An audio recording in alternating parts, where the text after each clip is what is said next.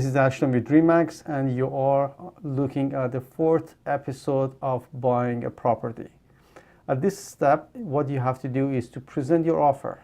Means you have to go through a form called agreement of purchase and sell that I have here for you, and I'm going to go through the agreement of purchase and sales and tell you the highlights, the most important part of any agreement that you're going to present.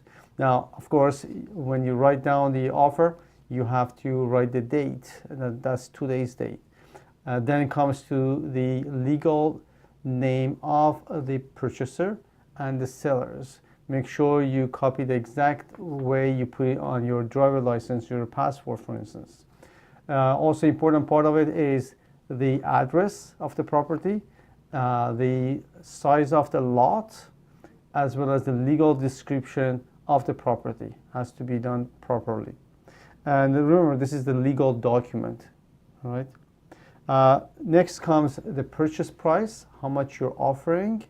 This is the initial price. Sometimes you want to go 100% of the asking price. Sometimes you want to go a few $1,000s less to see and to have a room for negotiating. Then comes to the deposit. Many places the sellers agree to accept a 5% down for a deposit, and that should be in the form of a check or a certified check, or can be money transfer to a trust account. After that, it comes to irrevocable time, means this offer is valid till when? Usually it's 24 hours or 48 hours, all depends to the situation. And then the completion date is also important. Completion date means when do you actually want to take over the property? 30 days, 60 days, 90 days, it all depends to you. Now the page after, we're talking about chattels included. Many times I see part of the chattels, we're talking about fridge, stove, dishwasher. These are the chattels that, in a way, we can say anything attached to the house is chattel. And there's not one norm for that. It could be, all depends to the deal that you get. Sometimes they said, well, we have attachment to the fridge, it was a gift, so we're going to take it with us. Everything should be documented on this part of the document. Now, then we go to fixtures excluded, and that's where you can find a freezer that was a gift, for instance, and they want to take it with them. They have to disclose it here so you can see and everybody's agree on that. Then goes to the rental items. Very often I see hot water tank is the rental items. As long as you know and you agree with that, sometimes you may want to find out how much they pay per month and be ready for that. Other part of important part of this agreement here is what we call it Schedule A. It could also be a Schedule B or C. Most of the time you see a Schedule A is filled by the conditions that you want to have on that property. And I'm going to highlight the most important conditions that I see every day.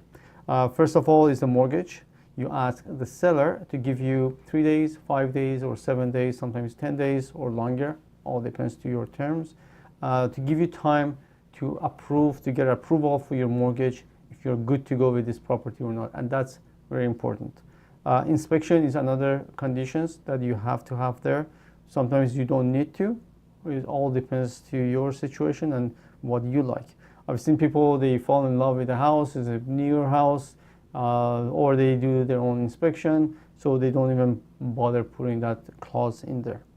Also, if you are buying a condominium townhouse or condominium apartment, we have to go through what we call a status certificate, and that is basically everything to do with the corporation that is holding that condominium.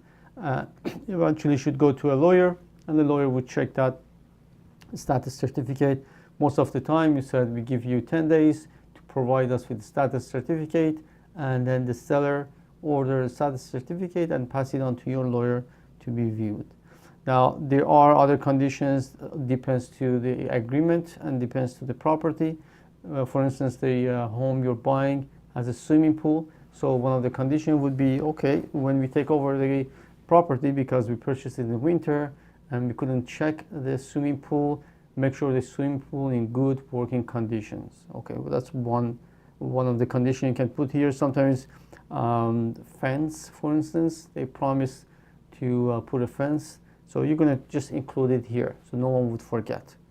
And sometimes you need some part of the house to be repaired before you take over, so you ask Mr. Seller, please repair the stairs or anything else you agreed to be fixed prior to the closing date.